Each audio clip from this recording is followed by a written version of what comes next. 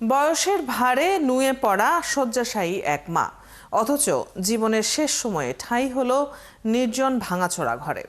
মুন্সিগঞ্জের মীর কাদিম পৌরসভার গোপালনগরের একটি রাস্তায় ৮৫ বছরের কুটিয়া বেগমকে ফেলে রেখে চলে গেছে তার নিজ সন্তানেরা। সেখানকার মানুষরা তাকে তুলে দিয়েছে একটি জরাজীর্ণ বাড়িতে।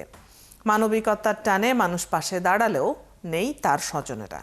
পৌরসভার প্রশাসক বলেছেন তারা কুটিয়া বেগমের পাশে দাঁড়াবেন। জসিমউদ্দিন দেওয়ানের তথ্য ও ছবিতে দেখুন প্রতিবেদন। ৮৫ বছরের কুটিয়া বেগম সন্তানের কুটিরে ঠাঁই হয়নি তার জীবন সায়ান্নে এসে। দুই সন্তান তাকে ফেলে রেখেছিল মুন্সিগঞ্জের মীর কাদিম পৌরসভার রামগোপালপুরে রাস্তার পাশে। স্থানীয়দের প্রতিবাদের মুখে ছেলে বারেক ও মেয়ে মমতাজ মিলে তাকে ১৫ দিন পর এনে রাখে গোপালনগরে পরিত্যক্ত এই ভাঙাচোরা ঘরে। এভাবেই তিনি পড়েছিলেন সেই ঘরে, অসুস্থ, নিঃসঙ্গ, অবহেলিত।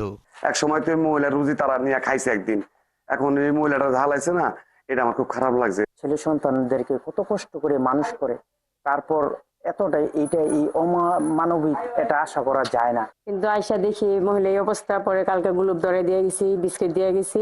গোপালনগর থেকে আধা কিলোমিটার দূরে কালিন্দিপাড়া মিন্টু মৃধার বাড়িতে ভাড়া থাকেন বৃদ্ধার একমাত্র ছেলে বারেক মিয়া ও মেয়ে মমতাজ বেগম।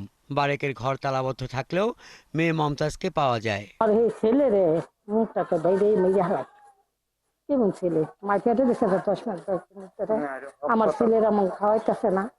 যে গন্ধ ঠেলা আশেপাশের মানুষ টিকতে পারে না।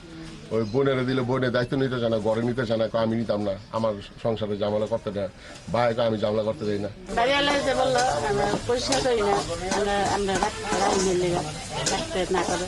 এই বিষয়ে পৌর প্রশাসক জানান, খোঁজ নিয়ে দ্রুত সময়ের মধ্যে বৃদ্ধার সার্বিক দায়িত্ব নেবেন তিনি।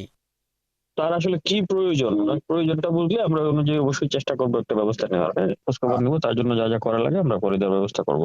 স্থানীয়দের চাপের মুখে ঘরে মাকে ঠাঁই দিলেও কুটিয়া বেগমের চিকিৎসা ও আবাসন নিশ্চিতে সন্তানদের বাধ্য করার পাশাপাশি পৌরসভাও সহায়তা করবে, এই দাবি সকলের। হাসান আহমেদ, ৭১।